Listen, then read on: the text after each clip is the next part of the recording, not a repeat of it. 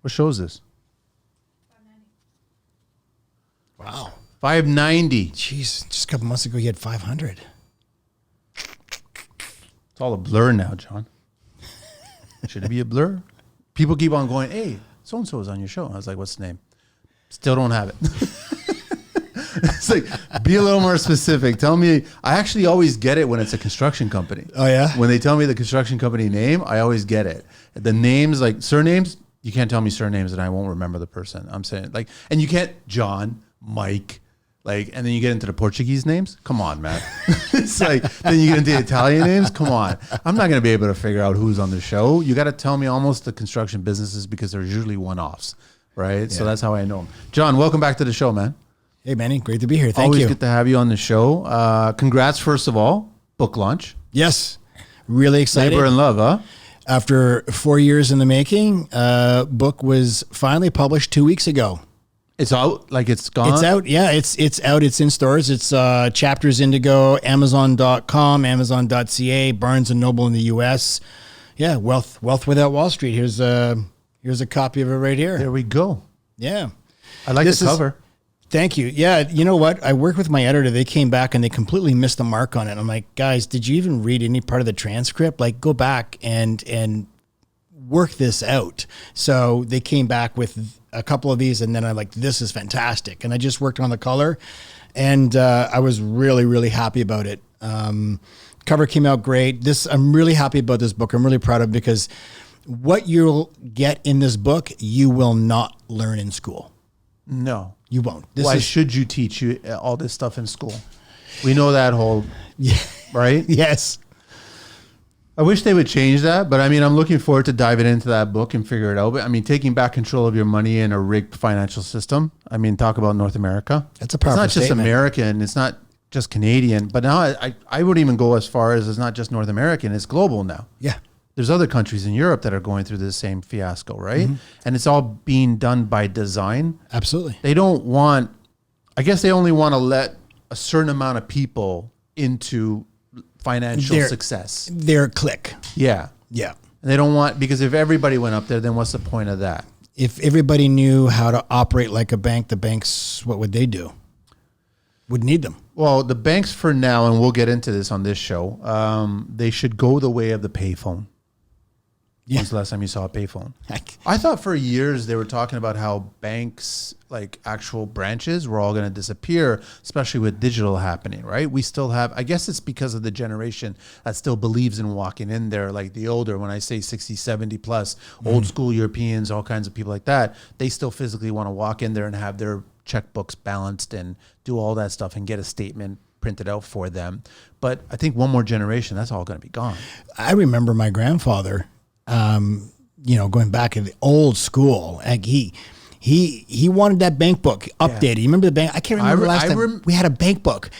Run it through. I want to see it updated. Put it I want to see ATM it and have it printed in your hand. Yes. Like it's almost like the perforated invoicing. That's correct. And then it would come out and you're happy now. Yeah. That was the evolution there. It was like getting from the teller to the ATM, and the ATM would print off your bank book. And I'm like, that's dead and buried. But another generation, the bank branches will be dead and buried. Well, a lot of the banks are actually going online now, and I was having this discussion with someone, and they talked about how if you got to keep like $10,000 in your account, and they'll waive your monthly service fee. Think about that. Why would a bank want you to keep a certain amount in your account? It's because they rent it out. Yeah. They rent it out at 7, 9, 10%, or they walk it down to the Visa department and they rent it to them for 20%. They're still charging you a monthly service fee. But if you have $10,000 in this account, we'll waive it. It's ridiculous that they make enough money. Have you seen the latest bank profits? I didn't look into it, but I know for a fact, history-wise, $3 billion in a quarter. No Canadian bank in history has ever been in the red. Period. Never been in the red. We know that we saw the collapse in 2009 in the U.S. Where they got their bailouts and everything like that, but they were doing what they were doing with the housing industry. Mm-hmm. But Canada's never been in the red banking-wise. And then we just recently had 3 mergers where a certain MP of a certain party that starts with 3 letters, didn't object, which he should have objected to that merger. It should never have happened. And his response to that was, we are looking into doing and preventing that in future. And I'm like, that doesn't solve the issue from what's already been happening right now. You allowed a huge bank gobble up a much smaller bank, and now you're basically increasing rates as a result for everybody that's attached to both those banks. Are you talking about the HSBC and RBC merger? Yeah. Doesn't benefit us. No, it doesn't at all. And you know what? Also being in the mortgage business, I used HSBC a lot because they had fantastic rates. You couldn't touch the rates. Yeah. Now, RBC doesn't even have a mortgage brokerage channel. You yourself have to walk into the branch, into the bank, or they have their own mortgage people. So as a mortgage broker, I only have TD, we have BMO, and we have Scotia. Those are the big ones. And National Bank, BDB also. But when it comes to like RBC, no. Wow. You have to deal with them directly. So HSBC was one of those banks that I would take some clients to because you couldn't touch their rates as a Schedule A bank. And now they're gone. It's been gobbled up by RBC. We got a lot to talk about, John. Yeah. First of all, let me do a couple of shout outs, and then I got to do a shout out for the shirt as well, too. So I want to let everybody know that June is Men's Mental Health Month. To me, it's my opinion that June, for me, it belongs to men's mental health. When I look at 600,000 men per year, 58,000 men per month, 14,000 men per week, 2,000 men per day, 86 men per hour, and 2 men per minute commit suicide, and we only talk about this 1 month, I think we should actually be talking about it 12 months. Men are 4 times more likely to take their own lives than women. I'm not dismissing the women. I'm just saying that there should be more of a spotlight on the men. And then I committed to myself to share some sort of post that's attached to Men's Mental Health Month every single day on my social media. And I had a follower that I respect at john.94_. And he also made a note, and I knew this already. He was like, the highest suicide rate in the Indigenous community is in the Indigenous community. Children under 12 committing suicide. I myself, and I'm an Indigenous man. He's from Kees First Nation, and I apologize for butchering the name. Manny, can you shed some more light on this? We have this big problem in Canada, and we need a voice. We're not forgotten. And I'm like, yeah, I will definitely speak up, and I'll share more, and I'll discuss this more often. Thank you very much for sending that message there. I appreciate it. And then I also, Adlin, thanks so much. He gave me like a bunch of stuff. He gave me a hoodie. He gave me carpenter's pencils. I'm still a fan of carpenter's pencils. I don't care about all the fancy pencils that all the young, cool kids are using. He gave me a notepad, coffee mug. He gave me a bunch of stuff. So I really appreciate it, Josh. Thank you so much. And then he also sent me this really nice note. He was like, hey, Manny, thank you for doing what you do. Your show is so great for the industry as a whole and is basically a school for us small business owners in the construction industry. It's been very slow here in Edmonton lately, and a lot of guys are struggling to find work. Listen, Josh, you're not the only one. Ontario's doing bad as well. Clients seem to want 5-6 quotes lately. I go, that's exactly what's happening in every province. We're not used to this being slow in Alberta. Anyways, thanks again for all the amazing guests that you provide on all kinds of education. Here's some swag, including a pen holder for your desk. Thanks, Josh. I appreciate it. So, hey, architects and builders, do you want to stand out from the competition? Fraser Wood Siding has your back. Fraser Wood Siding is a leader in pre-finished wood siding. They manufacture beautiful pre-finished wood siding using only the highest quality PEFC certified Canadian softwood. Fraser Wood Siding is available in 17 profiles and unlimited colors. Supplied by the global leader in paints, Sherwin-Williams. Whether your design taste is classic, contemporary, conservative, or bold, they've got you covered. They'll gladly match the color of any paint manufacturer and send a sample on an actual piece of Fraser Wood Siding in just a few days. Visit their website at www.fraserwoodsiding.com and reach out about your upcoming projects to benefit from their industry-leading lead times. Fraser Wood Siding, get inspired. Looking for cutting-edge solutions for your spray foam needs? Look no further than Elastichem Specialty Chemicals. With a remarkable track record spanning over 3 decades, Elastichem stands as an industry-leading supplying contractors across Canada with top-grade closed-cell, open-cell, and specialty foam products and accessories. Experience hassle-free spraying in both summer and winter with Insulthane Extreme. Canada's groundbreaking HFO closed-cell product. Time is precious, and we know it. Optimize your efficiency and avoid downtime by choosing the best products with the best technical and customer support. Elevate your spray foam game today with Insulthane Spray Foam products by Elasticam. Give them a try today. Visit their website at www.elasticam.com or give them a call at 1-877-787-2436. Time to sign up for Phil, the free construction marketplace and load tracking app for developers, engineers, and all contractors working in the civil construction industry. One other thing to mention is business and facility listings.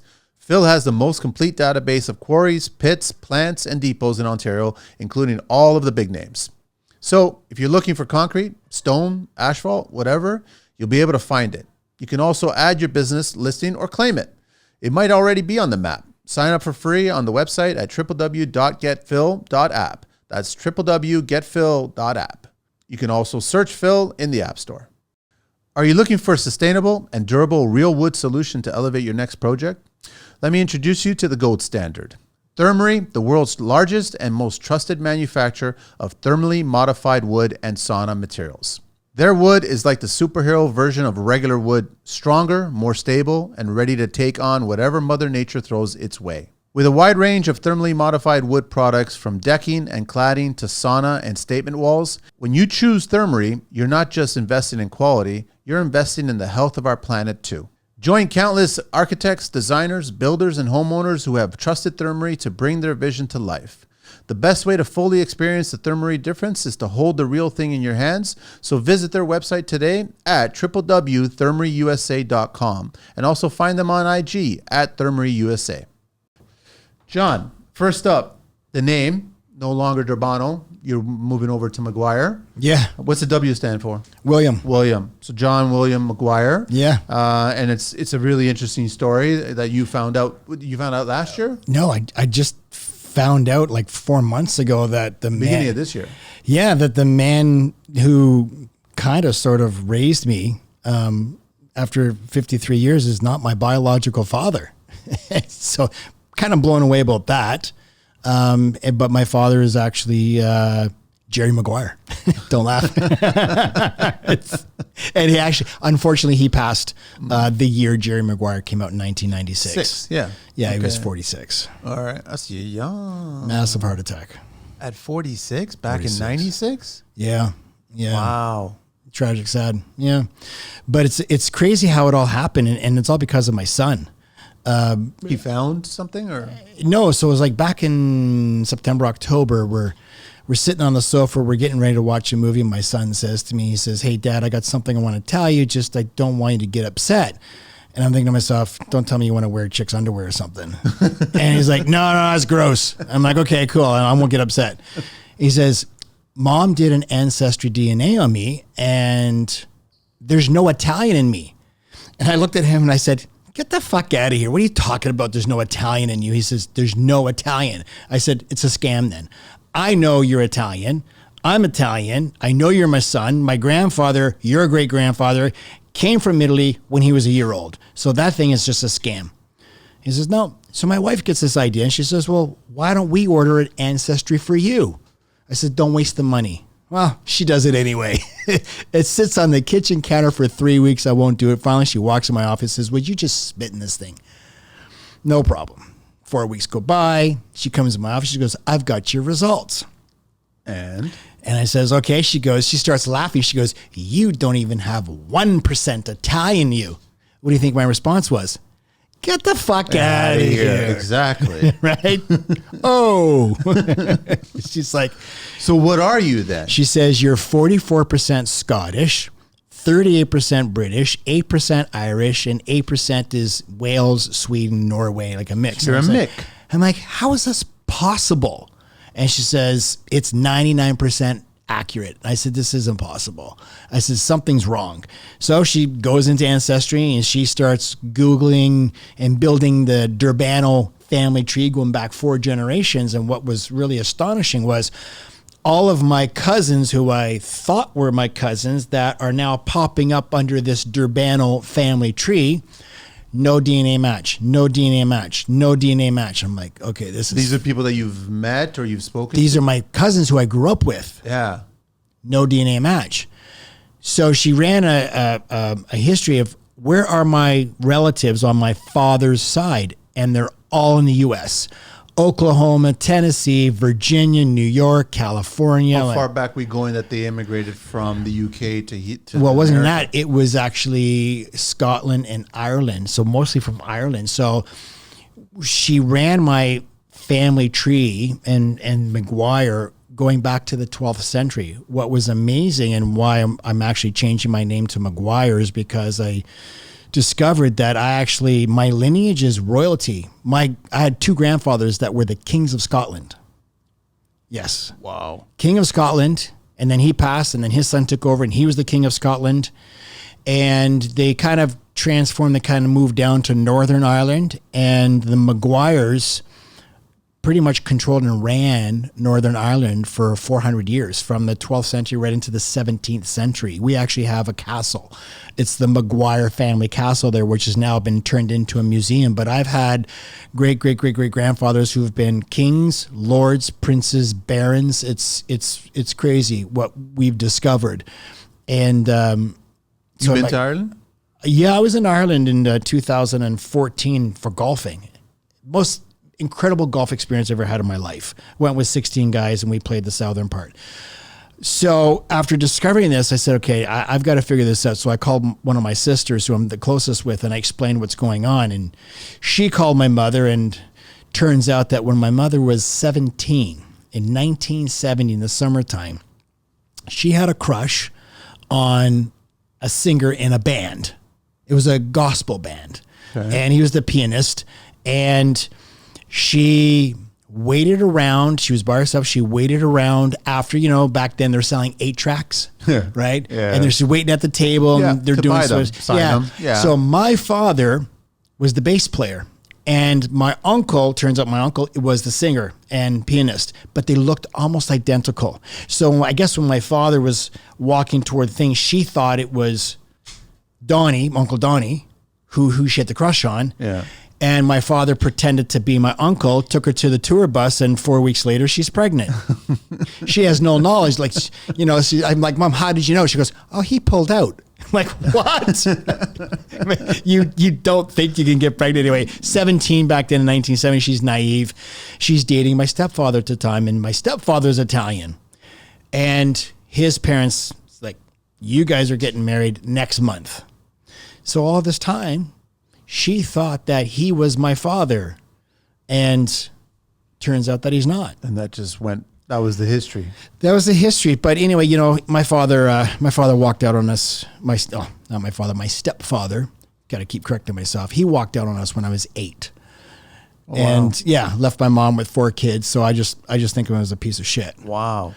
And didn't have much of a relationship. Tried, as an 8-year-old. Did you ever try to reconnect afterwards? Yeah, as a child, you always want your father. Mm-hmm. And, some sort of male figure in your life. Something, right? So I tried to have a relationship with him, and, it was okay. Nothing spectacular. It seemed like I was the one making more of the effort to spend time with him, and he just kind of moved back into his parents' place. And there wasn't a hell of a lot of relationship. We kind of... moved in with my father when I was about 14. My sister and I've got 3 sisters, 4 now. I discovered I have a sister who lives in Nashville. Okay. Incredible woman. You've reconnected with her? Well, not we finally connected, actually. She didn't even know she had a brother, and I didn't know I had She's younger than you. She's 40. Yeah, she just turned 40. She's turning 41 at the end of this month. Okay. But it's been... And she's a single sibling, or? Yeah, so she was 13 when our father passed, and she had no other siblings. So when she found out that she's got an older brother, it was just joyful. It was nothing but joy. And so how it got discovered was my mother told my sister the name of the guy that she thought she slept with. And so when my wife typed it into Ancestry, up pops his son, and boom, match. DNA match. So when she looked at it, it was like a 14% match. Could be half brother, could be first cousin. She does some research, tracks him down on Instagram, connects with him. I ended up connecting with the guy and says, we're definitely siblings, but my uncle is actually quite famous. He won a Grammy in 1980. So he's very famous in Nashville. Everybody knows him, and a lot of people are trying to, back then you're traveling and you're doing what and having good times, and who knows what kids you have. And there was a couple issues with some other people, so he thought I was just some guy claiming to be his son. I'm looking for something. I said, dude, I'm not looking for anything. Here's my Instagram. I'm successful. I'm self-made. I don't want nothing. Just trying to find out who is my father, because this is popping up. He's like, dude, I get it. You seem legit. I'm going to work with you. I sent him an ancestry kit. He took it, comes out, it's my uncle. So he's like, for sure, my brother, Jerry, he's your dad. But I was actually going to Nashville the end of February now we're in the beginning of February when all this is happening. I went to Nashville, met up with him. As soon as he saw me, he's like, give me the biggest hug. He goes, you're my brother's son. There's no doubt about it. You look just like him. Yeah. And he says, you have a sister. And he says, how long are you in town for? I said, I'm here for a couple of days. I'm here on business. But he says, I want to do a dinner, and you're going to meet your sister. And I got to meet my sister, and we just looked at each other, and sitting next to each other, people just couldn't believe it. You guys look identical, like our smile, the same dimples. And it's crazy how DNA is real, because I discovered that my father was in the insurance business. He was an advisor. So my father was a bass player. He was playing in the band, but then he wanted to start a family. Yeah, so he needed a secure. He wanted something secure. So he was already living in Nashville, because that's the place to be when you want to record albums and make music. Yeah. He's like, I can't do this anymore. So my uncle Donnie, he went off and he toured on his own, won a Grammy. And my father got into the insurance business and actually was extremely successful in the insurance business. And so successful that when he did a certain amount of volume, they gifted him this ring, which when I went to Nashville just last month for my birthday weekend, my stepmother, which would have been my father's wife, gave me a box, and she says, your father would want you to have this. And I opened it up, and it was his ring. And he won this when he produced an extreme amount of volume, and he wore it all the time. So I got it sized, and I wear it all the time now. And it's just crazy because, my father discovering DNA, my father played baseball as a pitcher. I grew up playing baseball as a pitcher. He golfed all the time. I golfed all the time. It's just uncanny, all the things that he did that I'm now doing, and we look so alike. It's wild. You never had a thought about this, like for your entire life? You never really I used to make jokes. I made jokes because I don't look like my stepfather. Okay. And we are polar opposites, complete polar opposites. And I used to make jokes like, I gotta be the milkman's son. I cannot come from this man's loins. There's no way. We're just so opposite people. And turns out here you are. That's why. And here I am. And honestly, man, I'm really actually quite relieved. Quite relieved to find out that the man that I actually came from was very successful, very well respected, family man. Just unfortunate incident. Cutting the grass one day, sits on the end of the bed and just there. Wow, so young. Yeah, unfortunate. But what's really wild is that my sister and my brother-in-law, my nephew, and my uncle Donnie are all traveling in a couple weeks here to celebrate my book launch. That's awesome, man. And that's why I'm to honor my father, I'm changing my name to John McGuire. And my wife's, I never even thought about it, but my wife brought up, she said, are you going to remain Durbano? I said, yeah, why would I change it? I have got such a massive social media following. Like everybody knows me as a Durbano. You know what she said to me? She goes, but you're not a Durbano. Why do you want to remain? That's not who you are at your core. It's not who you are. Yeah. Why do you want to be someone you're not? And you know what? I look at her, I'm like, wow, you're so right. I said, fuck it. I'm going to honor my father. He was someone that was well respected. He was special. So yeah, What's that process like? I guess legally you got to go through and so I did all the legal documents, and I'm just waiting right now for the actual documents. And I wasn't planning on changing any of my social media to John McGuire, but I got hacked, and my Instagram got hacked, and I lost the whole account. So when we had to start a new account, I was talking with my marketing people and my branding manager, and she goes, well, now's the time to start a new account under John McGuire. So I said I start a new Instagram under john.w.mcguire. So anybody who was actually following me, that all of a sudden you now, like where did John Durbano go? You can find me. I'm over on this new account, and changed my Facebook, changed everything to John McGuire. Perfect time to do it. I guess the one question I want to ask you is your son changing it too? That's so funny you ask. So I said to him, are you going to change your name? He's like, you started this. and I was like, no, Dad. Why would I change my name? Everybody knows me as... But you're not a Durbano. That's what I said to him. I go, dude, you're 12.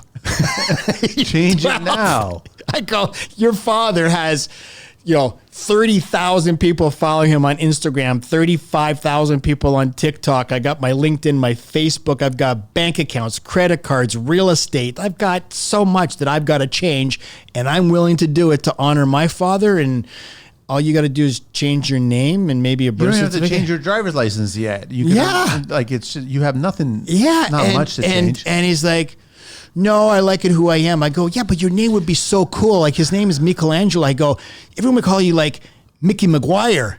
And he just side-eyed me. And he's like, don't ever call me that again.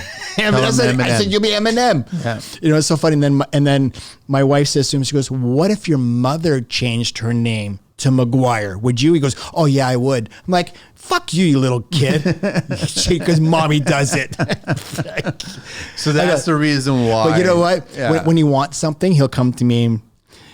Yeah, it's always come to daddy when he needs something. But maybe when he gets older, he'll realize the importance. So right now he doesn't want to change it. Right now he doesn't want to change it. You know what? I'm not going to force the kid. Has he told his friends? Like his friends? No, I think he just tells his friends that my dad's a flat earther. We had this conversation. He goes, hey, Dad, do you think the earth is flat or round? And I never actually gave him an answer. I said, well, son, I says, there's very valid arguments on both sides. That there's valid argument that the earth is flat, and there's very valid arguments that the earth is round. It's very hard these days to decipher what is true and what is not true. He goes, you're telling me you're a flat earther? I said, I did not say that. He goes and tells his kids, yeah, my dad's a flat earther. I'm like, the kids are laughing. I'm like, I did not say that. Here's the question. Did we land on the moon, or did the Americans land on the moon in 1969? That was all rigged. Well, here's my thought process. They shot it, Kubrick, in preparation if they didn't get on there. But the problem is that they did get on there, and they had to release the fake version, and that's what was sold to the public. The fake version, but behind the scenes, they actually did it. Yeah. But they couldn't backtrack it at that point. That's my thought process. Because I think being American, the way that they would have done it, they were like, let's make 2. Hopefully one of them works. Yeah. Because if they fail, we still have the setup. That's a very good theory too. So that's how I look at that theory, right? Yeah. Because I think we had the technology back then, and the real question is going to be, I guess, in our lifetime, are they going to shoot a version of Mars landing? Right.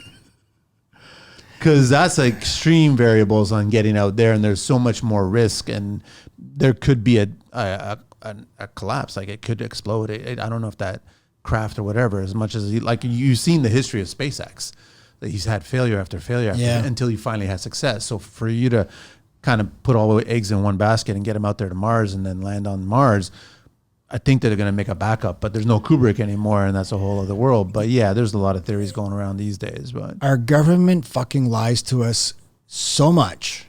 I think everybody's government. It's so hard to believe when the government speaks. Is this a lie or is this the truth? It's very hard to decipher what is now truthful when the government speaks. That's what goes on. It's just like, let's throw a bunch of mixed bag thoughts, and then you guys decide whether or not any of it's true or not true. Yeah, and leave it at that. I want to get into the book. Let's do it. Origin of it. I think you mentioned it before on other shows, but just give us a little brief breakdown on why you want to do this. I know that you want to help people out and you want to educate them, because obviously the educational system isn't doing it and the banking system isn't doing it. And we know why the banking system's not doing it. So is that the reason why you started looking at all these hidden thoughts that should have been shared to the general population? Yeah, Manny. 2016, I was getting ready to go to work, and I'm putting my tie on and I'm staring in the mirror, and it's just one of those days where I was suddenly unhappy to go to the office. And I'm trying to figure out why am I happy? I love my job. I love what I do. I was managing a portfolio as an advisor for 17 years, managing money. And I realized the reason why I'm so unhappy is because the advice I was giving was tailored and basically promoted by my employer, which is a financial institution, to better them and to make them money. I don't make money from my clients. And I thought, this is bullshit advice. I can't keep doing this. There's got to be a better way to create wealth and not make my employers money. And when I looked back at 2008, when I had clients literally calling me crying, John, I plan on retiring in 2 years. I cannot retire now. My portfolio's lost 35, 40%. What do I do? My advice is don't sell. Hang on. It's going to come back. It took 5 years for them to get back to where they were before. They couldn't retire in 2 years. They had to wait another 5 years. On top of the 5 years. On top. Yeah. It was just ridiculous. And guess who got paid? This guy. I still got my 1% fee. Yeah. And I realized there's something wrong with this system. The system is broken where you as the investor put up all of the money, you take all of the risk. And if I'm charging you a 1% fee over 40 years, that's going to eat into 1/3 of your wealth. How much risk did I take? None. Nothing. How much money did I put up? None. Nothing. And I took 1/3 of your wealth. Whether it was good advice or if it was bad advice. Now you've got 2/3 left over. You still got to pay tax. There goes another 1/3, maybe more, of your money. Depending on how high it is. And we know it's going to be higher. Mm-hmm. And I can guarantee that. And people go, well, how can you guarantee that? It's a simple 4-letter word called math. The way that all governments, it's not just our Canadian government, all governments, the way they are spending today, they cannot keep up with the interest payments. Taxes have to go up. They have to. Nobody's ever seen this, John. Like, I saw this recently. I paid attention to it, how it's not just Canadian American. It's global. It's Europe. Mm-hmm. All of them have printed so much money. Yeah. So it's like nobody has the data to compare it to find out what's going to happen. But something's going to happen. You can't continue these huge climbs of printed money, creating this situation. You can't continue doing this. But it's still going on. They're still doing it. Yeah. What do you think is going to happen? There's got to be a collapse. Has to be a collapse, right? There has to be a collapse. So if you have a collapse, how is it rectified? Like, what happens? You're just going to say... Well, you know what the government's idea is? We'll just print more money. Printing more money just devalues the money. 100% it devalues it. Devalues it. And see, when we do a service, we exchange time for dollars. Yep. We are creating value. There's a service in exchange. We create value. That value is exchanged with money. Yep. If I was just out printing money, what value got created? No, nothing. You're flooding the economy with free dollars. It's going to devalue the dollar. And this is what caused inflation. Our liberal government is full of drama teachers, journalists, people who don't have a fucking clue of what is really going on in the country. They just have a bunch of dumb ideas and go, hey, let's run with it. But you cannot print all this money and expect no inflation. They never talk about that word inflation. No. They don't address it. They don't do anything about it. The latest fiasco was talking about how many homes are going to get built by 31. No, which if you do the math, let's just do the math. You got to build 50 homes a minute. You can't build 50 homes a minute. Never in our history have we ever built that many homes that quickly. You can't even get through the red tape and the bureaucracy inside the... It's the whole permit, the zoning. Yes. It's also when you do that, and then you also factor in the government fees associated with building a structure. So now I think it's 1/3 of the cost of that structure is going all to government. So it's like you buy $1 million property, a home, some condo unit or something like that. You know, over 300,000 of that is going to the government. That's their take. I think I think the leader of this country just loves to hear himself speak, and he's got these wild fantasies. And again, hey, if I say this, maybe half the people are going to believe me, and they're going to be hopeful, like I'm living this fantasy and I'm your unicorn. It's not reality. But you're getting Americans coming up to Canada here, and they can't believe what we're paying for groceries. They can't believe what everything costs. They can't believe what our gas is now and everything. And I'm sure that we're going to have the same problem that California is having right now with their gas tax losing because they've got the highest amount of EVs in the entire world. And so now they're considering charging a tax on the EVs. So you've convinced an entire state. They have like 30% of the state is on EVs. That's a huge amount of EVs traveling in that one state, right? So now you convince them to all buy these EVs for supposedly the climate issues that are going on in the world. And now you want to tax them because you're not collecting tax from the gas. They don't think these things through. If we were all business owners and we were acting like this, how long would this business survive? It wouldn't survive. Your clients wouldn't speak to you. You wouldn't have jobs. You wouldn't have a service to provide because it doesn't make any sense. Clients would just look at you like, what's going on here? Like, this makes no sense. Yeah. So I wrote this book really to educate people and really teach them the truth about money and how money really works, and stop listening to traditional advice. Traditional advice is not going to create you wealth. I'm a contrarian. I'm a disruptor. Most financial advisors are going to hate this book. It goes against them, but I don't give a shit. I was there. I can speak to that because I was on that side of the desk for 17 years managing money, giving that advice. I had to leave and say, I'm putting this for sale. Someone inside my firm bought my book of business, and I transitioned over to doing more holistic planning, tax planning, retirement strategies, using really one of the only remaining financial tools that this government hasn't attacked yet, which is using whole life insurance. And whole life insurance, everything that you do centers around whole life insurance. When it comes to tax planning, retirement planning, estate planning, trusts, everything is around that. They can't do anything to it because they're using it themselves. Well, they're using it themselves, and the reason why they don't even talk about or promote it, because a lot of people say, "Well, how come I haven't heard of this?" Is because they don't make a cent off of it. They don't make any money. They make a lot of money off of promoting RSPs. Yep. And people say, well, RSPs are a good thing. Give me one good thing about it. Well, I save tax. No, you don't save tax. You defer tax. And I say, do you want to get taxed on a seed or a harvest? And they're like, well, what do you mean by that? I said, well, let me break this down very simply for you. If I had a corn seed and I planted it, and that seed produced a corn stalk, and I had 3 corns on that, and I taxed you on every kernel, do you want to pay tax on the seed or do you want to pay tax on the harvest? Well, they go, obviously I want to pay tax on the seed. I go, so now you understand how RSPs work. Registered savings plans are taxed this way.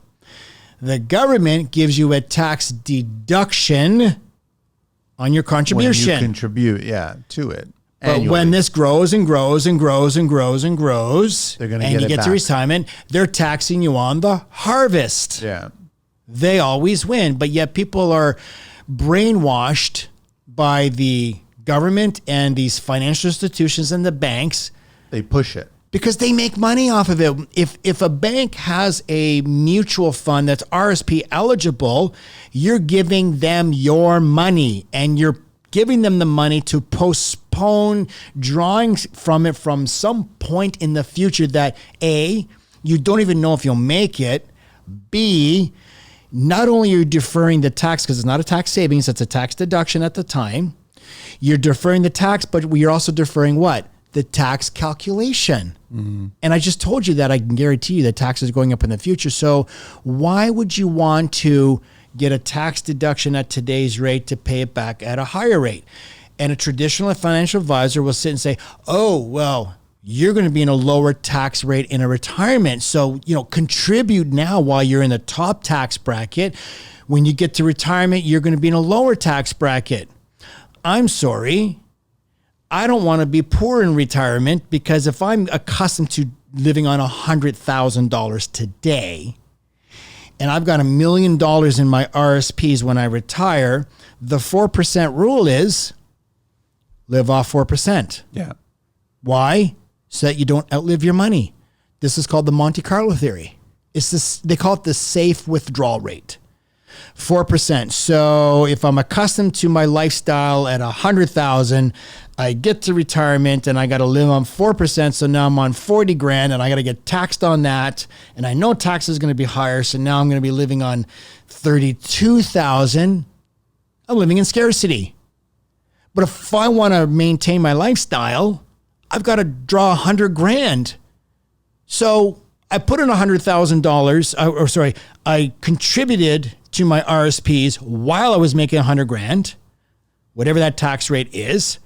Now I got to withdraw it at a higher tax rate. Who wins? Government wins. They win every time. They're the house. There is never a time that the government created a plan for the people that benefited the people. Never a time. You show me one time. They fucked everything up. Social Security, they fucked that up. Yeah. It's going to be broke.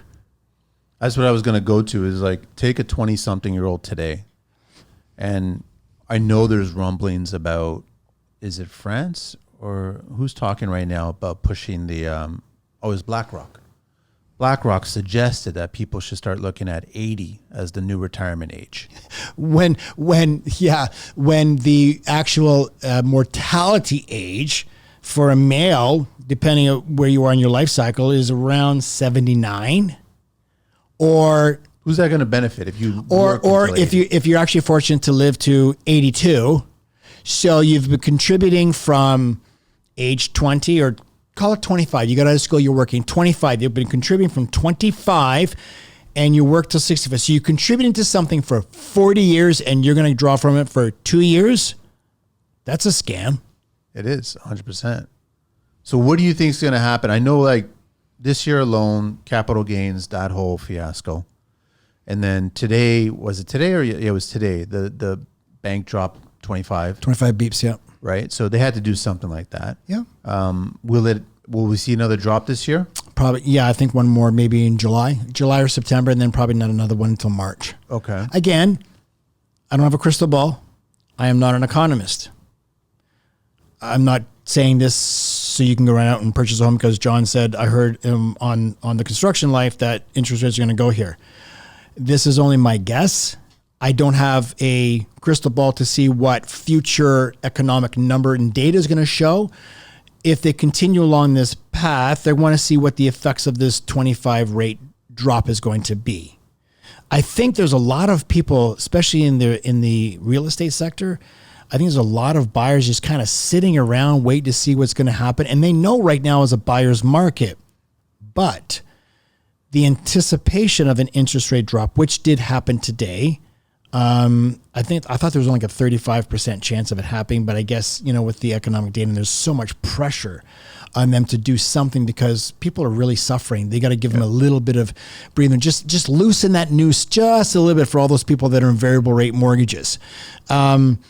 If they do another drop in July or September, you may start to see a real spur and people rushing out there for FOMO, fear of missing out in the market. And you're going to start to see, I've heard from other realtors that they're seeing multiple offers already starting. If they get a few more drops, you're going to see that happening and home prices going up. But listen, sales are at an all-time low. There's not much. I've got a few listings myself. It can only go up. Yeah, it's going to go up because, listen, if you track real estate over the history, it's always trending upward. And this is the kind of stuff I talk about in my book. It's not building large retirement accounts. Get away from that. If your financial advisor is telling you to build a large retirement account, fire them. Work with someone that's going to show you how to build large retirement cash flow. You don't want to have to live on that 4%. Learn how to purchase assets that produce passive income. Forecasted income. If I have real estate, if I got properties, I know what my rental income's coming in. If I've been investing or putting money into a whole life insurance policy, when I get to retirement, I could leverage the the cash value and get a tax-free retirement income from it. I'll get a loan. And you can't tax debt. There's another way of getting guaranteed retirement income. There's different ways of building your cash flow. Just stop focusing on building large retirement accounts. That's not the way. Stop listening to banking institutions. Because large retirement accounts benefit them. They get paid on the assets. Yeah, so that's how it works. That's why they're telling you this stuff. Of course my question is, a 25-year-old right now, and let's fast forward into the future, and now let's say they're 65. Let's say that the retirement age doesn't go up at 65. Let's stay there, right? I don't think there's going to be a pension for them, a government pension. They'll be broke because there's not going to be any Social Security. The baby boomers are now getting into retirement, and you're going to have more people that are entering retirement than you are in the workforce. That's unbalanced. We're not procreating. Yeah. And this government is bringing in a lot of immigrants, and I'm all for immigration. But why are you bringing in people who are not going to contribute into the system? They're not creating businesses. They're not starting business. They're impeding on the system. They're actually receiving funds. Right. I never, as an immigrant, when I showed up into this country, or my parents, we never received anything. Yeah. We had the hand up and we pledged, allegiance to the British, and that was the extent of it. Now you're a Canadian. Thank you very much. Goodbye. We never received a check for food. We never received a check for lodging. We never received anything. So you have and that's all taxpayer funded. That's just more tax that's going on top of our national debt, right? But Manny, if you're going to come to Canada and you're thinking, I'm going to go and I'm going to start a business in Canada, you're going to do some research. True? Of course. And you're going to discover that if I want to start a business in Canada, if I want to take money out of my corporation, I'm going to get taxed at the top tax rate, which is 54%. I just got back from Miami. I spent 10 days down in Florida. I was doing some business and just meeting around, talking to people. They could not believe the tax rate. So how do you guys live? It's crazy the amount of tax you pay. People are just blown away. But not only that, so you're going to leave your money inside your company.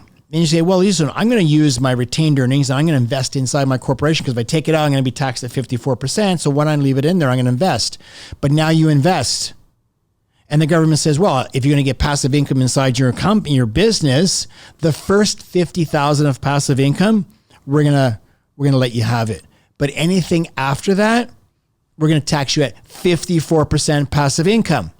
Oh, and just recently, by the way, Mr. Business Owner, we're going to increase your capital gains right from the start to 66.7%. So the individual, the new tax inclusion rate is going to be $250,000 for an individual. For a business owner, you have zero inclusion rate. Your capital gains is at 66.7%. So please tell me, why the fuck does anybody have an incentive to come to Canada and operate a business? They don't. Go to the U.S. Set up a business in the U.S. Set up in the business U.S. and pay your 12, 15% taxes down there. Can you, what is it? You can get a 6-year visa to operate a business? You can get a 5-year visa. 5-year visa. An E2 visa. Yeah. So E2 investor visa. You can do that as long as you prove that you're hiring employees. Is that the idea? They want you to see, you want to offer some Americans a job. Yes. It takes I've already been looking into this. I'm looking to, transition down to the U.S. myself. Now, is that all the states or is that just? Well, it's about $100,000. They want to see you invest about $75,000 to $100,000 US. Okay. I've already spoken to a couple of attorneys. The best way to get down there and get this E2 faster is buy an existing business. That's right. Buy an existing business. You can own a business. You don't have to be a resident. You don't have to have a visa. You can own a business in the US. You just can't work it. Buy a coffee shop. Buy something, for $75,000. You could show up there and just see what's going on. You just can't spend more than 182 days there. You can't be an employee of it? You cannot be an employee. If they catch you working, you won't get a visa, and they will actually escort your ass out. Okay? But once you actually own a business, it's so much easier then to apply for the E2 visa because, hey, I've got an existing business. I've got existing American employees that I am paying. They'll fast track you. You might get in about 9 months. If you're going down there and saying, hey, listen, I've got $100,000. You just can't have it in your Canadian bank account. You need to actually have it in the US. The best place is to put it in trust with a lawyer, an attorney in the U.S. Go out and secure some quotes. Look for some leased property. Prepay rent for a year, right? That goes against with your $100,000. If you're in construction and you've got equipment, get that fair market value of that equipment and say, I'm going to transfer this equipment into a U.S. corporation. That goes towards your $100,000. You can have one excavator machine worth $200,000. Boom. You're in. I'm sorry, you're not in, but you now qualify. You're that much faster. You're that much faster. Say, hey, listen, I'm going to go down and maybe secure a couple contracts. Say, listen, I've got these contracts already. I've got a $200,000 excavator. I'm going to come in and I'm going to start working. You can apply. Now you're looking at maybe a year before you get your E2 visa. But once you have your E2, it comes with your social security number and it's good for 5 years. Once you have that, after 5 years, you can then apply for a green card. And start that process. Yes. Then you become a citizen. Then, once you have your green card, you got to have it for several years, and then you can apply for citizenship. I'm actually going right for my American citizenship because my father is a U.S. citizen. Yeah. I have a right to my U.S. citizenship. So I'm just in the process of gathering a few documents, and I'm going straight to passport. What happens on the Canadian side now? So now you're turning your back on Canada. If you revoke your residency. Okay, so that's the thing, is that you have to revoke it, right? You have to revoke it. Otherwise, you will still pay. You still pay tax to Canada, even though you're operating. You may not be living in Canada. You're living in the U.S. You're operating your business in the U.S. If you still have not revoked your residency, you have to pay taxes to Canada on your worldwide income. On your U.S. income. Yes. Yes, it's so you're paying U.S. income tax for whatever state it is. And you pay tax. And then you have to pay Canadian tax. Yes, worldwide income. Yes. The only way to get away from that is to revoke your residency. Now, if you revoke your residency, you can only spend up to 182 days in Canada. You have to leave. And you have to leave. You have to leave for just as many days, isn't it? Yes. Yeah. You're allowed 182. It's 6 months less a day. But it's the same also in the U.S. too, if you're not a resident of the U.S. Well, we're seeing it now based on the numbers. There's lots of Canadians leaving and doing that. Why do you think Trudeau is actually trying to charge you $25,000 to leave now? That's the next thing. So hey, now I fucked up the country, and I fucked it up so bad. People are leaving. Oh, I want to charge you a tax. Yeah, for my mistakes. You want to leave. Yeah, how dare you want to leave? This government's fucked. Because it just doesn't make any sense. I understand the reason why you want to have the increase in immigration, but then you didn't count the leave-in part. There's an easy way to resolve this. Bring in immigration, but bring in people that are skilled trade workers. Bring in people that got some money that are going to start a business. Give them breaks and give them incentives to start business and keep them here. You're giving these battery plants, these guys, billions of dollars in incentives. Why can't you get some small business owner? Listen, it's the small business owners that drive this economy. But you don't get that. He doesn't get it. Speaking of which, John, why are we spending $4.5 billion on a Chrysler battery plant when I know that the government has done their numbers on how many jobs they're going to have? But we're also paying attention to EV sales are down, dramatically down. And you're seeing Audi. I think there's another automaker.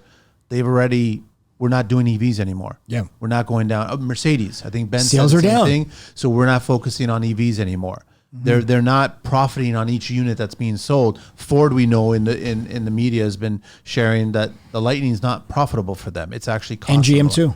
Yeah. So it's but we're still building this $4.5 billion battery plant in Windsor for all the jobs for product that nobody's going to buy. Yeah, I don't see that battery plant lasting more than probably 4 or 5 years. Because once sales really go to shit, then they're going to say, hey, it's not profitable for us. And guess what? They're going to pack up and they're going to leave. All those jobs are going to be lost. And the government's going to be on the hook saying, they're going to say, hey, Trudeau, thank you for that free money, but just didn't work out and we're leaving. Yeah, because it didn't hurt. It's not hurting the automakers to do this because the majority of the money is coming from the taxpayers, the Canadian taxpayers. Correct. They're looking at this as it's like free windfall. Do we know what this mountain of debt physically looks like? Do we understand that you have a prime minister that has more than doubled the debt of all previous prime ministers combined? Do we have a physical analogy to compare that to? on what this debt and how it's spiraling out of control. And doesn't matter who's the next PM. Doesn't matter who's the next PM for the next 50 years. This is not going to be solved. The only way to solve this, there's two ways to solve this. One, you've got to cut. You have to make cuts. Where are you cutting? What are you cutting? That's the problem. And the liberals are saying, well, if you vote for Pierre, it's going to be cut. Well, something's got to happen because you're an out of control, spoiled little brat that has no concept on what a budget is. Again, he got on camera and he said, I don't think about monetary policy. No shit. This is why you just keep spending. The spending is buying votes, but who are they buying votes from? They're buying votes from the low class and some of the middle class. But some of these people are waking up and going, hey, someone's got to pay for this. And it's probably going to be me. But then he came up with this whole capital gains inclusion rate saying, oh, no, it's not going to affect the middle class. We're going after the wealthy. Oh, so you want to target and punish them because they took all the risk and they may have been fortunate enough to do well, and now you want to take it from them. Think about the 80-year-old grandma who bought a cottage in Muskoka in 1950 for $200,000, and that Muskoka cottage has been around the family for decades and enjoyed family vacations and family weekends, and now that cottage is worth $3 million. This poor lady is now going to get hit with a massive capital gains tax unless she gets rid of it by June 25th, which is probably not going to happen. And is that that's what's going on right now? You're getting a lot of people right now that are offloading a lot of stuff to avoid that date. Yeah, by June 25th. How is it affecting foreign interests coming into this country? It's probably going to hold stuff. Who wants to invest and pay 66.7%? Nobody. Like this. So now we're losing our growth. We've seen it already. We're on a downturn. This is such a socialist fucking agenda. Spread the wealth. Let's take from the rich and give to the lazy fucks. Sorry.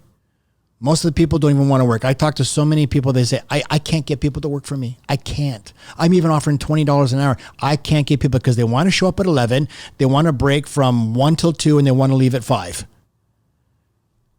I can't because they have other interests to do. They got other interests. They just don't want to work. There's no interest. Why? It's I can live off the government. I'm getting $2,500 from the government. Why do I need to go work for you? Oh, and when I do work for you, I want cash. And there's no better industry than yourself, the construction industry. Yeah. I know for everybody wants to be paid cash, and they're taken from the government. The cash construction industry right now, ever since this government started, has just been dramatically going up.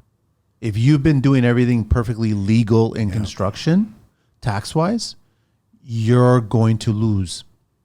Yeah. If you're not balancing a cash act, you're not going to grow. And I'm just telling everybody, you should be seriously doing cash.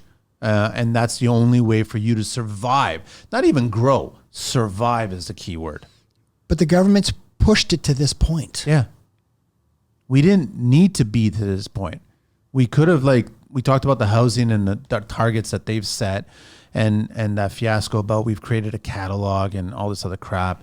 And I'm like, you guys don't know how to solve this problem. And I hate these hot button topics like labor shortage, affordable housing, sustainability. I hate all this shit because it's unrealistic. You know, if you really want to solve the labor shortage, what do? You're right. As much as it's a joke, the whole Ali G scenario about how he told government and parliament he only wanted to bring in certain people that were allowed to come into this country, people that were going to benefit the country. And that's what we should be doing at the door there. So if you want to enter this country, what skilled labor do you have? Yep. What have you come from? And I'm not just talking construction, medical. Yeah. We want those doctors. We want these people to, because guess what? Doctors are leaving this country too because they are the rich. So they are being taxed these amounts. And as a medical person, why would you stay here? You should be giving tax incentives to the medical professionals. Yeah. But they're not. They want to tax them to the highest degree. It just honestly makes no sense. And you're right. If you're going to come into this country, contribute. You have to contribute. So you have to let us know what's the contribution. I'm all for immigration. Yeah. But the right type of immigration. Yeah. We can't just let people come in and then take advantage of the system. Exactly. You want to come into this country, you need to provide, like many people have provided for generations, and they've tried to build wealth to pass it down to other generations, right? And that's the problem right now. We're seeing it with the baby boomers. They're looking at it like, we have nothing to give to the next generation. They will not receive anything now. That's probably the first time in Canadian history that they're not handing anything back to their kids and their kids. And that's a scary thought. Very scary. And the only way that really, if you want to pass down something, again, it comes back to life insurance. You can leave life insurance policies. And the way I look at it is, if you've built up this nest egg and you're afraid of spending it all, either you want to leave something for your kids. Again, I go back to my clients and say, why do you want to do that? Who earned this money? Who had to sacrifice and save?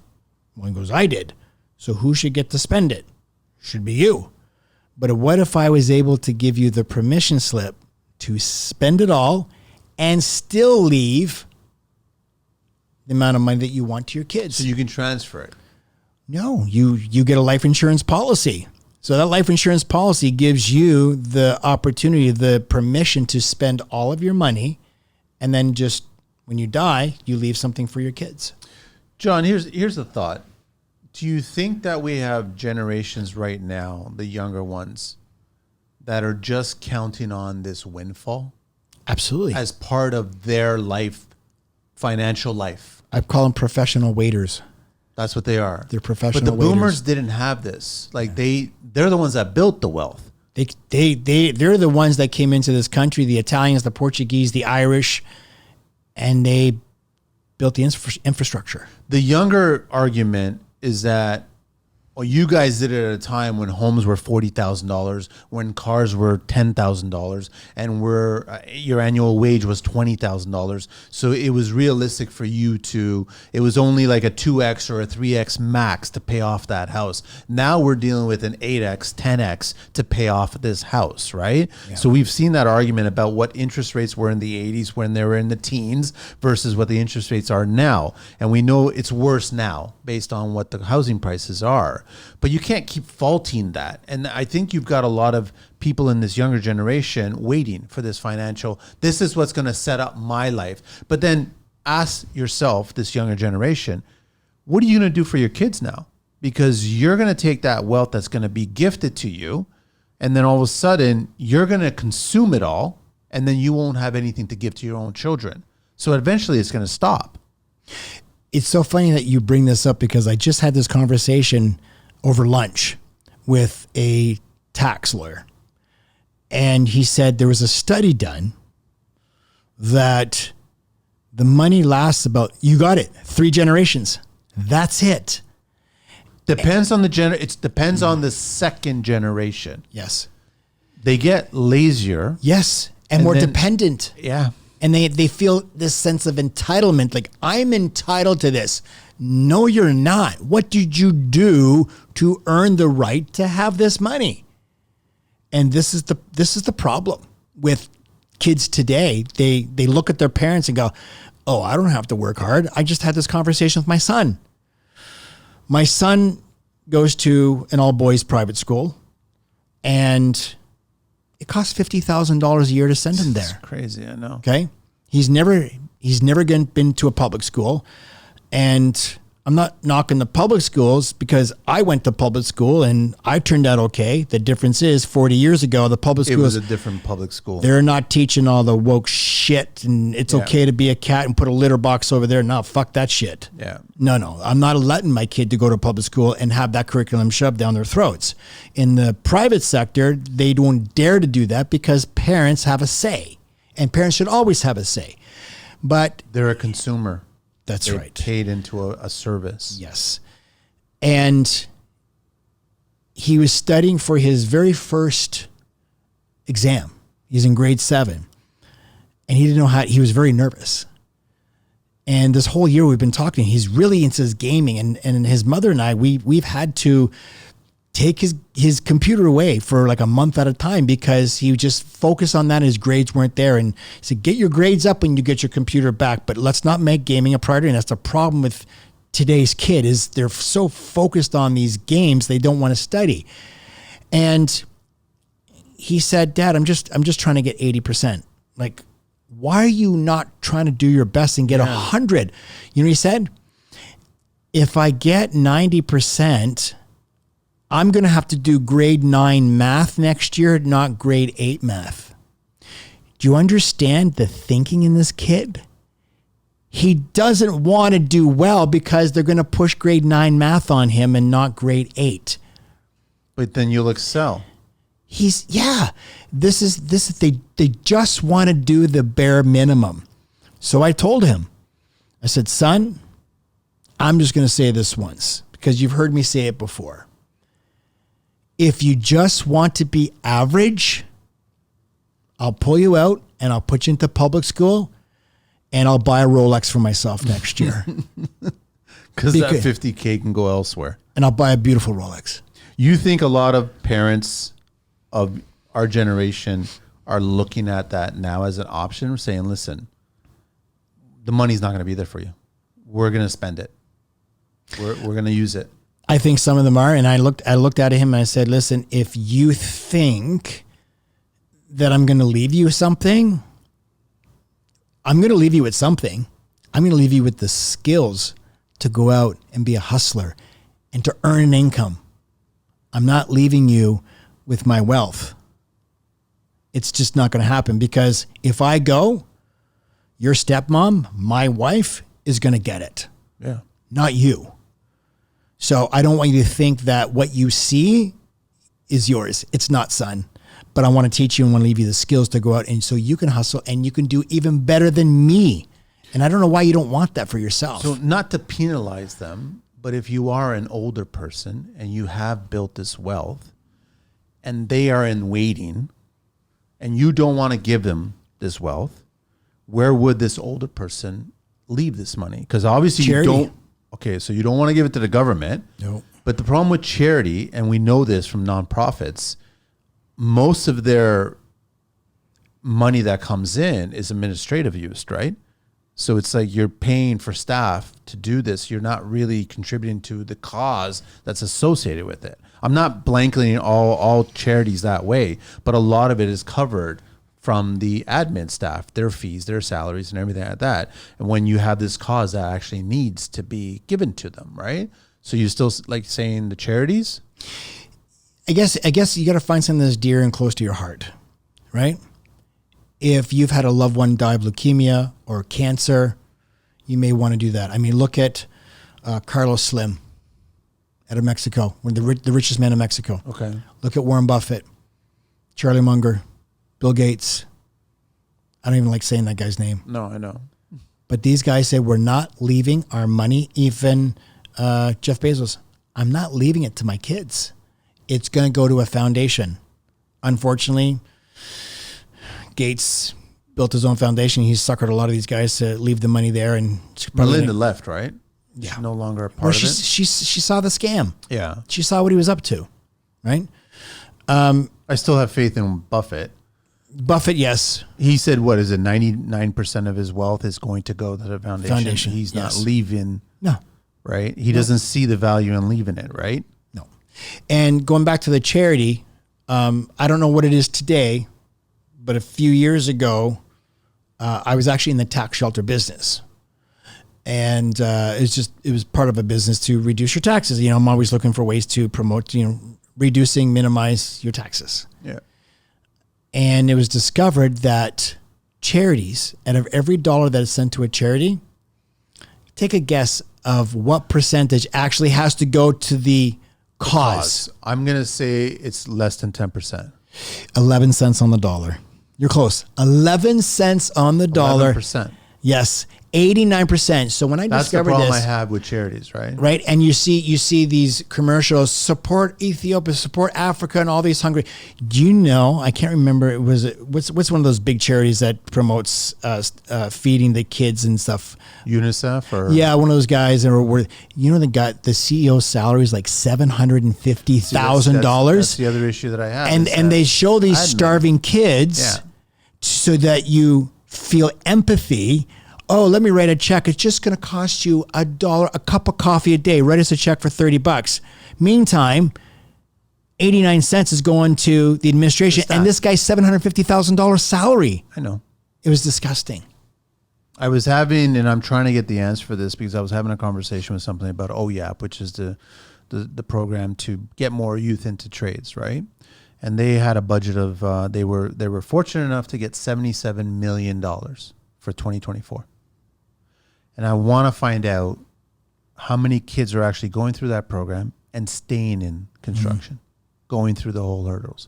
Because I assume they're out of construction in less than 3 years. And if you spent that $77 million, and a large portion of that is going towards staff to just facilitate all this stuff in the province, one province in Canada, the numbers don't make any sense.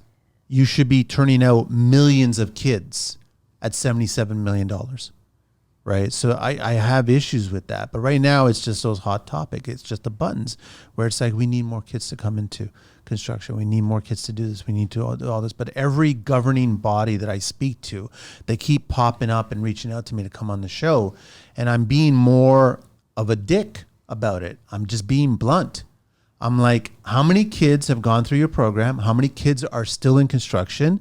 And I'm going to get to the point now where I'm going to go, give me their names and their contact information. I'm going to call every single one. And I'm going to speak to them. And if I find out less than 5% are still in the construction industry, then your program is not a success. And your funding should be cut off. Plain and simple. Yep. Because your objective is not about getting kids into the industry. Your objective should be keeping the kids in the industry. That's what it should be. Because we don't build a Canada and we don't build all these homes if we don't have people in the industry to build them. Yeah. And we're not incentivizing any of these people to build them. It's easy to get them there. Can you keep them there? I want to keep them there. Yeah. It's like, I'm not married, but you maintain a healthy marriage because you provide, both of you put into it. Yes. Chris Rock, it's a lot easier to carry a couch with two people than it is one person. So both people have to contribute into it. You got to feed it. Yeah. So it's the same thing with any of these government programs talking about labor shortage and building more homes. You need everybody to be on board and paying into this and focusing on how to grow this. But you can't, nobody ever brings up a soundbite about, okay, we had 1,000 come in, 999 left after 2 years. I recently saw someone talk about, he was like, they had 100% success rate of all the females in a training course for construction, all passed 100% success, all of them. They went to the job site, all 100% quit, left. Why? They weren't interested in it. Really? They didn't like it. But they all succeeded in the prep course. So they got in, succeeded the course to get into the industry, got into the industry, and obviously weren't told exactly what the industry is all about, and then they all left. That's not a success in my eyes. Yeah. You failed because you didn't let them know what the industry is really all about, and you possibly didn't look at what they could have contributed to. Because when I talk about getting into the construction industry and staying in the construction industry, it's like there's so many avenues associated with it. Like you can get into construction on so many different, like talk about the gamers. Gamers could be crane operators, could be heavy machinery operators, because they're the best at navigating all these components that are attached to these machinery. You talk about gaming, just not construction, but there's a NASCAR driver, William Byron. Okay. And William Byron took over the number 24 car for Rick Hendrick, which was Jeff Gordon. I was a big NASCAR fan. Yeah. I went to every Daytona 500. I followed every Sunday when Jeff was racing. I watched it or I taped it. Then Jeff retired and I was like, okay, I still watch it. But William Byron took over the 24 car. Guess how he got the job? He never raced a car in his life. He was racing on video games. He was racing, I can't remember what it was called, but it was a league, and he was dominating the league, but it's like virtual. You're in a like a flight simulator, right? He dominated it. Like, this kid's amazing. Stuck him in a car. Kid goes out and he's winning from gaming. I believe it. Right? He's a name. Drives a 24 Rick Hendrick car. There's opportunities out there, by right? Gaming, yeah. And then the thing is, now you're making income, and the last thing you want, I've never met a single person says, yeah, I'm perfectly fine giving up half my earnings that I've been providing for my family or myself to the government that's squandering all this money. Like, I really think that we should be taking money back that's just been handed to other countries and start focusing on building this country. Mm-hmm. It's sad that indigenous communities don't have clean drinking water in 2024. It's incredibly sad. We should be focusing on making Canada, every square inch of dirt, amazing. Especially to go back and consider that it was originally their land. The government just took it. They expropriated it. Yeah. But they're not even contributing to helping them. Yeah. But it's okay to send billions of dollars over to Ukraine. Whichever, you pick it. Like, he's given out so many countries so much money, so many tax dollars, so much printed money. And then he's leaving us with a tax bill that's going to be insane. And he's gonna get voted out, and he's going to say, suckers. And then Pierre's probably going to come in, and he's going to take a look at the books and going, I need not 4 years, I need 14 years to get us out of this mess. And it's going to happen at the end of 4 years. The Liberals, they're going to look at, they're going to say, you've done nothing. Well, no one could have done anything with what Trudeau left me with.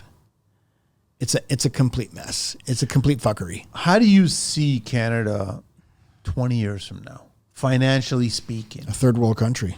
That bad? I think so.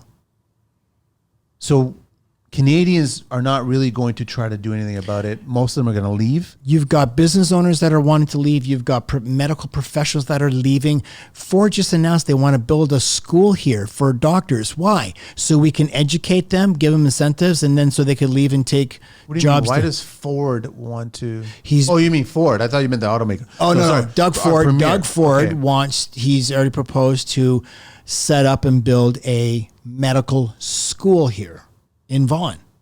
Why don't we vet the immigrants that are coming in here and find out if they're actually doctors from other countries? Right. And they want to move here. Give them a qualifying exam. Exactly.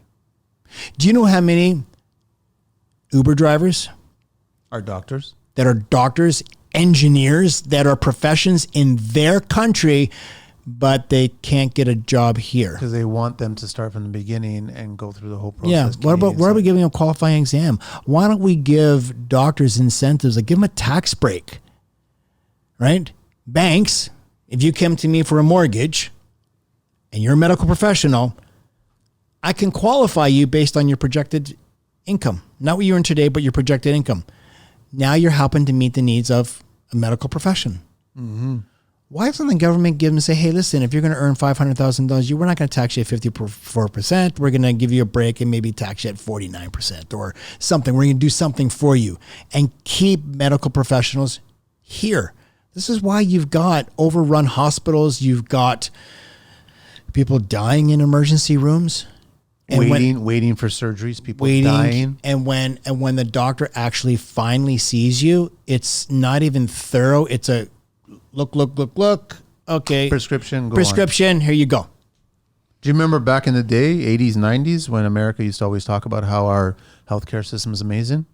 Top notch. Now you know who's got a top notch healthcare system? Cuba. Top notch. People go in there to have surgery. Yes. It's really unfortunate. Here's my thought process is that I think every country should be looking at other countries that are really excelling in whatever department it is and start duplicating that. So if we're seeing top-notch doctors and surgeries happening in Cuba, what are they doing? Can we learn some lessons? Can you teach us? Can you come up here and teach us how we should set this up? And then do that for every single industry. And guess what? We can all thrive. Every country can thrive that way. Warren Buffett was interviewed.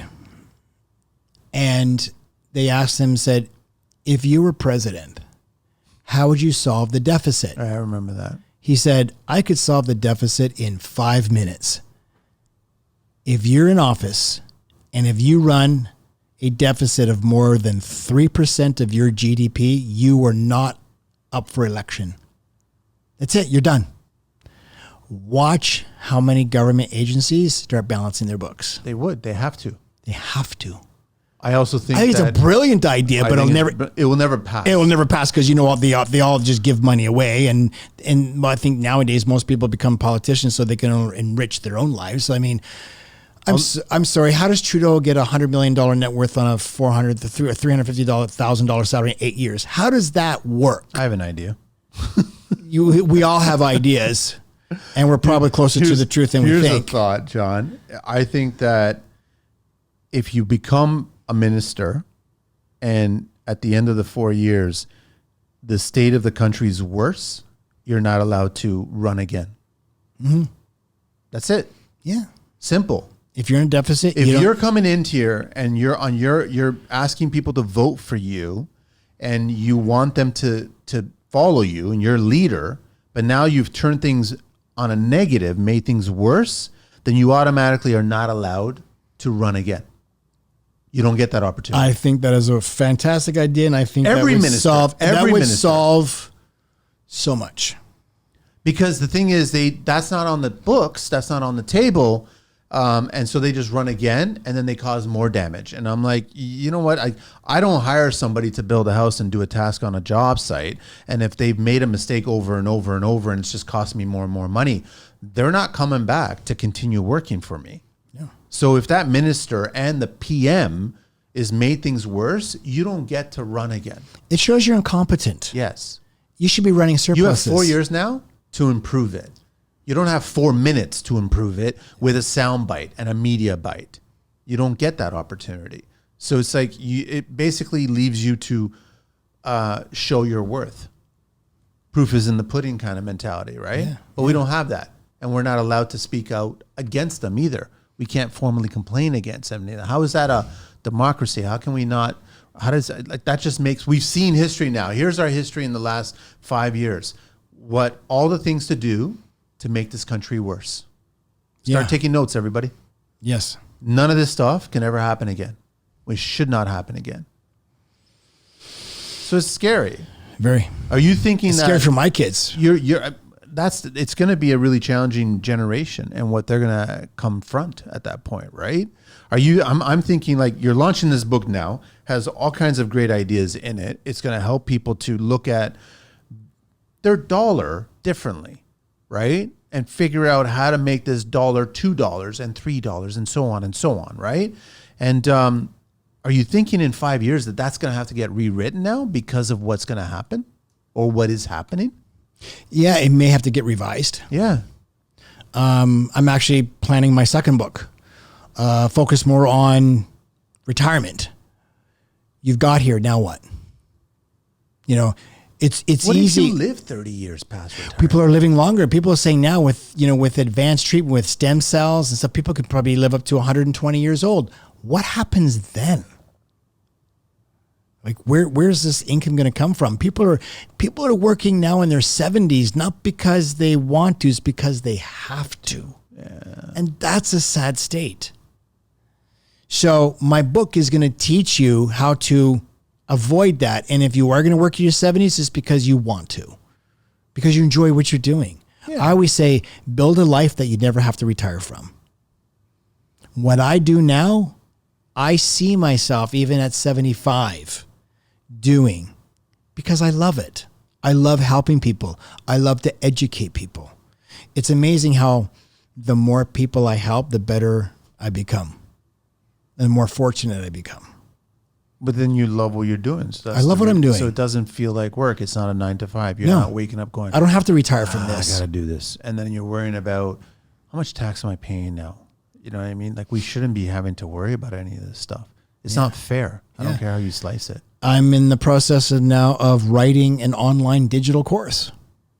To educate people. To educate people. On the retirement side or just in general finance? Just anything. It's going to be more of building up to the retirement, right? And then I'll do another course based on another book. It's like you want to climb Mount Everest, right? So if you want to climb Mount Everest, what are you going to do? You're going to hire a Sherpa. Yeah. And he's going to get you up the mountain. Do you think more people die going up the mountain or die coming off the mountain? Coming off the mountain. Coming off the mountain. So you've gotten up to retirement. Congratulations, you're here. How do you come down the mountain safely? That's what my book is going to be about. How do you get through retirement? You've got this money. Now, how do you get through it without outliving your money? It's the race that you talked about on previous shows. Like that's one race you do not want to lose, right? No. But if you follow my advice, you build passive income through buying assets, not building large retirement accounts. You don't do that. So you just have this money just always replenishing itself, and then it's assisting you in your years. Absolutely, yeah. And you know my moniker. I brought you some swag. It's the live 50 30 20. Yeah. Right? And you need to live by that. It's a code. 50% of your income needs to go to your fixed expenses and your needs. Okay? 30% is toward lifestyle and wants. That other 20%, that goes to your savings and investments. But you need to start with the 20% first. The moment you get a check, you got to take 20%, put it away. And what's left over is that 80%, and you need to arrange a budget. And I know it's a scary word, and people hate that word budget because nobody likes to budget.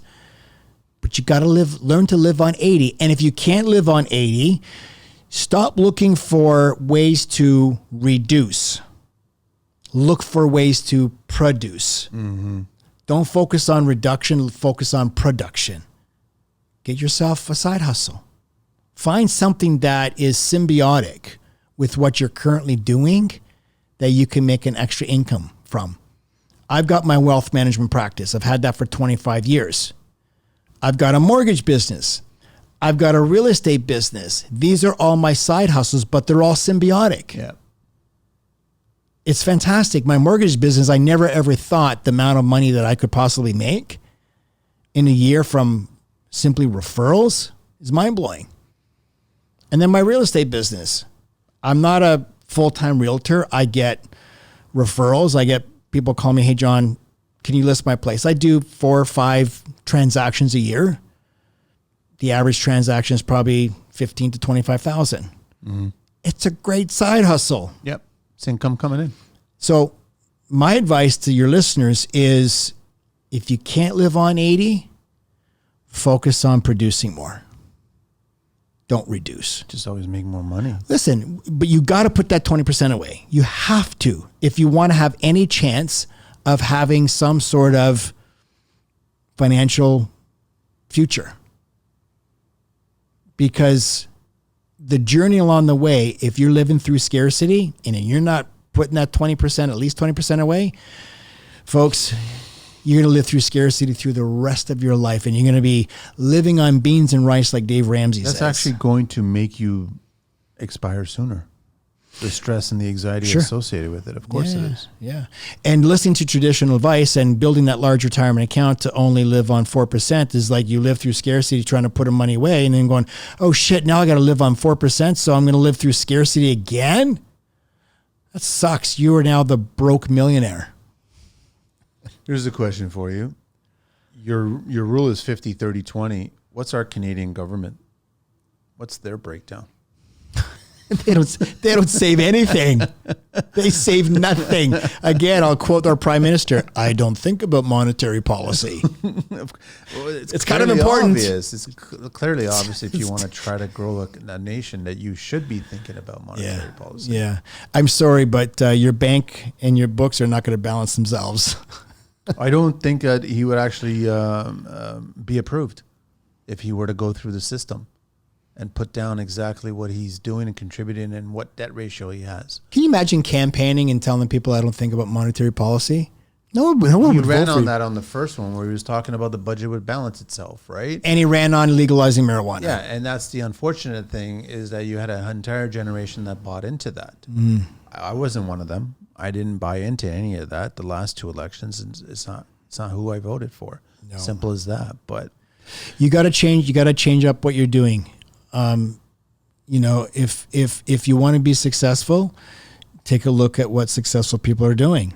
If you go into any city, anywhere, I don't care where you are, if you look at the most tallest, most beautiful, most luxurious buildings, they're owned by who? Insurance companies and banks. It's true. So do what they're doing. Yeah. Because those buildings are really expensive to build. Yeah. And furnish. Thanks, John. Share the information again so everyone knows the idea. And so my new Instagram account is John W. McGuire. That's Instagram. Facebook is John McGuire. TikTok is John McGuire. LinkedIn, John McGuire. If you want to get a copy of my book, you could Amazon, go to... I'll put the link in the show notes so everyone could just hyperlink it and go to it. And you can actually go to my website. It's johnwmcguire.com. Awesome, man. Congrats so much on the book. Thank you so much for having me on for the third time. Yeah, it's the third time now. This is an honor. I feel like a regular guest. You haven't beat the record. I think it's Gary who's been on the show 6 times. Wow. Talking trim carpentry. Amazing. And one show about cancer, his survival cancer story, which was really good. That was an amazing show. That was show number 300. That one I remember. Wow. Well, it's always an honor to come and speak to you and your listeners and to educate. And thank you for having me. And I look forward to seeing you at my book launch party. Totally. I'm looking celebrate. forward to that. It's going to be fun. It's a lot of fun. Some cigars. Yeah. Yeah. Got to get Mike DiMartino there. Mike, check your email. Boy. Yeah, he's a busy boy these days, but he's still questioning because I had a conversation. He was like, what are you hearing? It's like almost I'm like an ear to the ground now. He goes, dude, it's slow. People are slow. Yeah. Simple as that. The economy is like nobody's going to be spending. We don't have a extreme 2x4 cost or anything. Lumber is still reasonable, but it's expensive to build. And it's just, you've got a lot of kids coming into the industry that there's no work for them. And I already have told people they're going to leave. So they've been training in the programs, gone through all the government assistance, been into trade school, and now they're reaching out to people like me. I need to get a job. Can you put me in touch with somebody? Sure. And then here's a bunch of people and they're contacting them. I don't have any work for you. So what did this whole group of kids, what are they going to work? You think that they're going to try to continue finding construction work? No. They're going to be like, do you want a vente? Do you want a tall? That's the reality. I'm a barista. It's scary times ahead. And everybody thinks that this is really bad. I'm like, this ain't even the beginning. Mm-hmm. There's going to we have to see a few more interest rate cuts to get that market hopping again. Yeah. Where builders will say, okay, we're not going to sit on the land anymore. We're going to start going out and doing something. And I think if the government just cut some of the red tape and cut some of these development charges and stop being so fucking greedy, you'll see more buildings and stuff going up because there's a massive shortage. And I don't know how Trudeau is going to meet his... He won't. It's impossible. It's impossible. I love that I had Bocce on the show, and when he was the CEO of the housing, I made that bet with him, and he still owes me a steak dinner because I told him, you're not going to hit this, and then he quit. But I do like that Pierre did talk about how if you don't meet these targets, and talking about each premier, you're not going to get any government funding. So there's a little bit of accountability, but I'm also still wary of any new politician coming into play and being voted in based on these merits, and then all of a sudden not making them happen. So the proof will be in the pudding at that point when he does get in October of next year, unfortunately, and he delivers on all of that. You know what I mean? So we watch premiers have to reduce the gatekeeping and start increasing the building of those gates. Yeah. Basically, is I want to see it. Hopefully I'm not disappointed because Canada could be a great nation. Could be. John, thank you so much, man. Always a pleasure. Thank you, Manny. Good to see you. We're out of here.